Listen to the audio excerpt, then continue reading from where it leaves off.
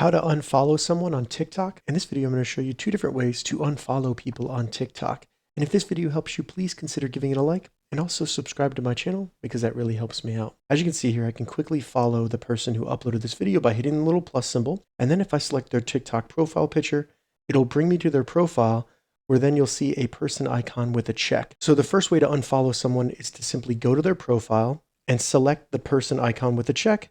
And then all of a sudden you'll see follow show back up. So that means I have unfollowed them. Now, if we want to see a list of everyone that we follow on TikTok so that we can easily unfollow people, simply select profile in the bottom menu.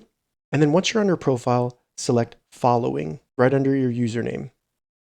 Now you'll see a list of everyone you follow on TikTok. And to unfollow them, all you need to do is simply select following. And then once you see the red follow, that means you have unfollowed someone on TikTok. If this video helped you, give it a thumbs up and please consider subscribing to my channel. Thank you so much for watching.